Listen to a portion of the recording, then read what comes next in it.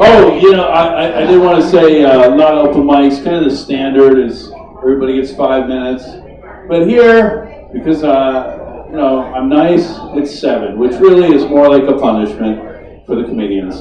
Coming up next, very excited to bring you Ryan Tillett.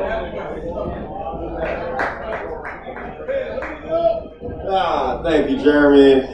Hello, Tempe Tavern. I'm back. You guys gotta listen to me. I'm sorry. So, I feel like I've been cursed my whole life, and I feel like it's every day I get more examples of why it's true, and like when I got here in October. Just came here from Minnesota to get away from the cold, and when I got here, you guys had your first record cold October since 1973. And I'm like, what the, okay. And I was like, okay, that's nothing. And then a few weeks later, it rains for 3 days in a row. And everywhere I went, everybody's like, this never happens here. This just never happens. And I'm like, this is because of me, isn't it? It's because of me. And it's fucked up. Even when I was younger, I've actually had a rain cloud follow me down the street, an actual rain cloud. Like it was sunny outside, and it was just dripping rain on me. It was like a little trail of rain, just right over me. Seriously. And the fucked up thing is it's kind of true, I think. So a couple years ago, my mom calls me out of the blue, and she's like, "Hey, Ryan, come with this to the voodoo doctor." Would you come with this to the voodoo doctor? I'm like, what? And I thought she was joking. She's like, well, my mother got into an argument with a woman out in Louisiana who turned out to be a witch doctor and put a spell on her, or a curse on her. And the curse was to curse her 8th child's 3rd child. My mom is the 8th of her family, and I'm the 3rd of mine. And I was like, okay, first off, Mom, isn't that a little fucking specific? Are you serious? It had to be that deep? Seriously, come on, man. But anyway, even today, today, for one, my dealer tried to screw me over.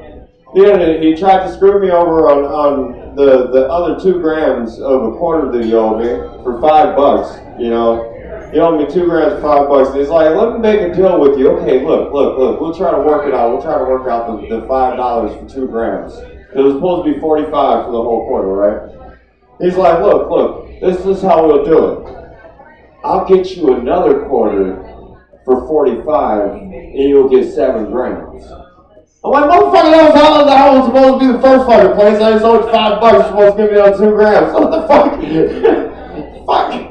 I know how to do math. I may be black, motherfucker, but you can't fucking play me like that. Come on now. Shit.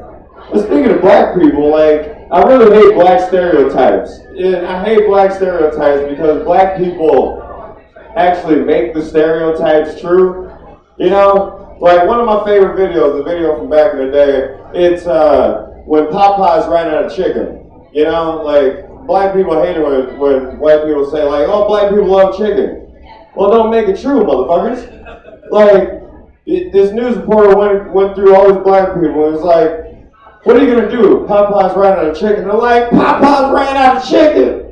How am I going to feed my kids? Popeyes ain't got no chicken. They get to the one white guy at the end, and they're like, sir, what are you going to do? Popeyes ran out of chicken. He's like, well, I'm just probably going to go get my family some pies, have a couple pizzas, It's no big deal. I'm like, come on, black people. You gotta do better, man. Here's another thing, black people get mad because people say all black people look alike. All black people look alike, and I'm like, man, come on now. But the other day, I was at work, and me and another black fellow were looking for a heavyset bald black guy. And we mistook 3 other black guys for this black guy. And I was like, you know what, shit, maybe they're right. Maybe they're fucking right. All black people do look like shit. But I don't know. Another thing that I hate is how black people black people get mad at white people because white people's ancestors bought their ancestors from their own ancestors. And I'm like, come on, man. I'm like, why y'all getting mad? Here's the thing about slaves. Black people should be proud because black slaves were like the best slaves. You know, if you really think about it. Because, like, there was a bunch of different slaves. You had, like, the Chinese, you had the Israelites, you had, you know, the Irish and shit. Black people were just the best. Like, Chinese were like pennies, you know, because there was, like, millions of them. You can get them anywhere. You know, so Chinese were like pennies, and then, like, the Irish were like nickels. Israelites were like fucking, you know, quarters. And black people, we were like dollars, you know what I'm saying? Like, can you imagine like when a bunch of slave owners were having a poker game? He's like, I'm gonna raise you 30 Chineses. He was just like, well, I see your Chineses. I'll raise you 5 niggers. He's like, God damn it, Charlie, you play a hard game. You know? But I'm gonna leave you with this one. No, I got like 30 seconds, so I'm trying to make it quick. So, I was gonna commit suicide. I was gonna try to commit suicide like 2 years ago. I ain't never been like the social media thing, stuff like that. So I was like, I'm gonna go out with a bang. I'm gonna do it on Facebook Live. You know what I'm saying? I'm gonna go out, you know, let the world see me kicking, you know, hang out for a while. So I'm tying up the noose, so I'm going through Facebook, and I see another Facebook Live video, and this little girl is in the woods. This is about a year and a half ago. True story. This little girl's in the woods, and she hangs herself on Facebook Live in the middle of the woods. I watched the whole video. It was like an hour long. Sad video. 20 minutes later, like the people come and find her and everything. And at that moment, you know, I'm sitting there, you know, just holding this rope. And all I could think is, you little fucking bitch. You took my fucking shine. That was supposed to be my fucking thing. Like, I was supposed to be the trailblazer on that shit. Like, God damn it.